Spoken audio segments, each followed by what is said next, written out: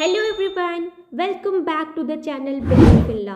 आज हम लोग भारतीय संविधान की उद्देशिका पर विभिन्न राज्यों में पूछे गए महत्वपूर्ण प्रश्नों के बारे में चर्चा करेंगे। तो आइए शुरू करते हैं। पहला प्रश्न है, इन रे वेरूबरी एंड एक्सचेंज ऑफ इनक्लेव्स के बाद में उच्चतम न्यायालय ने अभी निर्धारित किया है कि, तो यहाँ पे सही जवाब है ऑप्शन नंबर सी, उद्देशिका संविधान का हिस्सा नहीं है। प्रश्न नंबर 2, निम्नलिखित वादों में से किस वाद में यह कहा गया है कि संविधान की उद्देशिका संविधान का अभिन्न एवं क्रियात्मक भाग है? इसका सही जवाब है option number D, Keshavananda Bharati बनाम केरल राज्य में। प्रश्न नंबर 3, निम्नलिखित में से किसने कहा है कि प्रस्तावना संविधान की मूल विशेषता का एक प्रतीक है? इसका सही जवाब है option number C, justice Mudholkar. प्रश्न नंबर 4, हमारे संविधान की प्रस्तावना में महत्वपूर्ण प्रस्ताव निम्न नाम के अंतर्गत बनाया गया। इसका सही जवाब है ऑप्शन नंबर ए, भारत के लोग। प्रश्न नंबर 5, संविधान की प्रस्तावना में समाजवादी शब्द जोड़ा गया। इसका सही जवाब है ऑप्शन नंबर ए, 42वें संशोधन अधिनियम की धारा 2 द्वारा। प्रश्न नंबर 6, निम्नलिखित वादों में से किसमें भारत के उच्चतम न्यायालय ने यह अभी निर्धारित किया है कि पंथ निरपेक्षता भारत के संविधान की मूल विशेषता है? इसका सही जवाब है option number C, S R. Bommai एवं अन्य बनाम भारत संघ एवं अन्य। प्रश्न नंबर 7, प्रस्तावना में धर्मनिरपेक्ष यानी सेकुलर शब्द के डाले जाने के भी पहले निम्नलिखित मामलों में से किसमें धर्मनिरपेक्षता यानी सेकुलरिज्म को भारतीय संविधान की एक मूल विशेषता माना गया था? इसका सही जवाब है option number B, Keshavananda Bharati बनाम केरल राज्य। प्रश्न नंबर 8, हमारे संविधान की उद्देशिका का सर्वाधिक महत्व है और संविधान का अर्थान्वयन और निर्वचन उद्देशिका में अभिव्यक्त महान और उच्च आदर्शों के प्रकाश में किया जाना चाहिए। न्यायमूर्ति सिकरी ने यह मत अभिव्यक्त किया है। इसका सही जवाब है option number D, Keshavananda Bharati बनाम केरल राज्य के वाद में।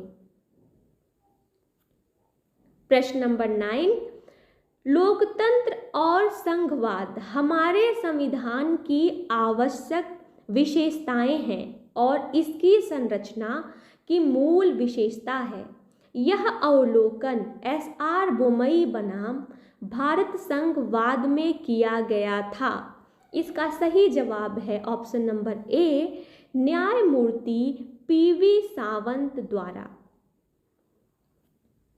प्रश्न नंबर 10, भारत के संविधान की प्रस्तावना यानी प्रियम्बल में अब तक कितनी बार संशोधन किया गया है? इसका सही जवाब है ऑप्शन नंबर डी, 1 बार। प्रश्न नंबर 11, संविधान की प्रस्तावना की शब्दावली संप्रभुता संपन्न प्रजातांत्रिक गणराज्य को संप्रभुता संपन्न समाजवादी धर्मनिरपेक्ष प्रजातांत्रिक गणराज्य से प्रतिस्थापित किया गया।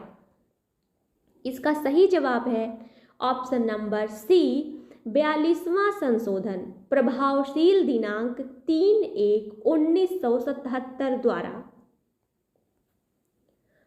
प्रश्न नंबर 12, राष्ट्र की एकता और अखंडता शब्दों का समावेश भारत के संविधान की उद्देशिका में किस संशोधन के माध्यम से हुआ है? इसका सही जवाब है ऑप्शन नंबर बी 42वां।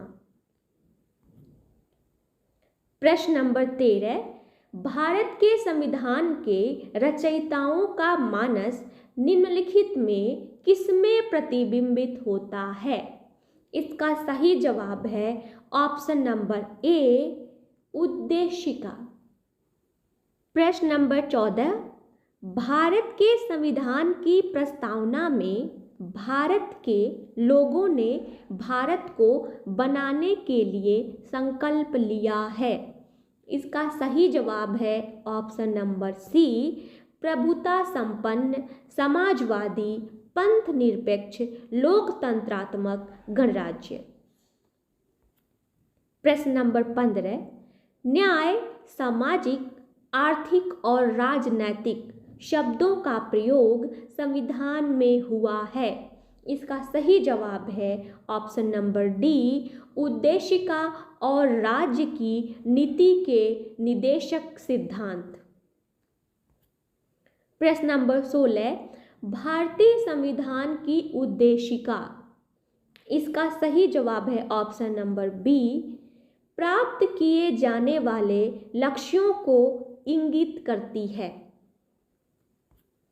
प्रश्न नंबर 17, संविधान के निर्वचन में उद्देशिका। इसका सही जवाब है ऑप्शन नंबर डी जहां भी किसी उपबंध का अर्थ संदिग्ध है वहां सुसंगत है।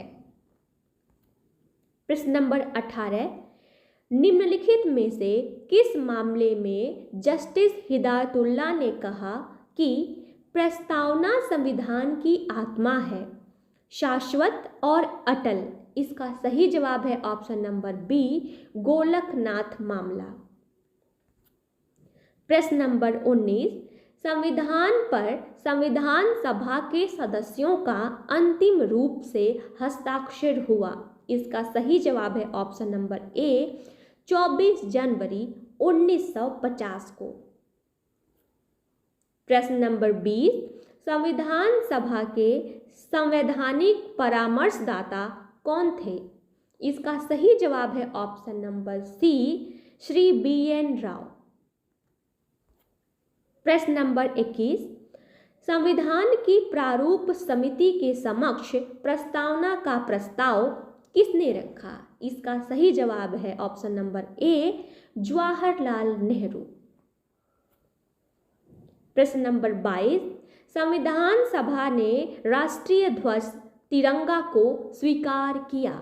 इसका सही जवाब है ऑप्शन नंबर सी 24 जनवरी 1950।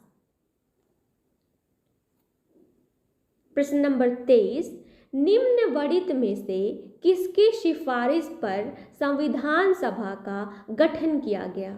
इसका सही जवाब है option number D cabinet mission plan. प्रश्न नंबर 24, विधिक सेवा दिवस है। इसका सही जवाब है ऑप्शन नंबर ए 9 नवंबर को। आखिरी सवाल प्रश्न नंबर 25, भारत में किस तारीख को प्रत्येक वर्ष विधि दिवस मनाया जाता है? इसका सही जवाब है ऑप्शन नंबर बी यानी 26 नवंबर को। तो आज के लेक्चर सीरीज में बस इतना ही। Thank you so much for watching. Please like, share and subscribe for more. Thank you.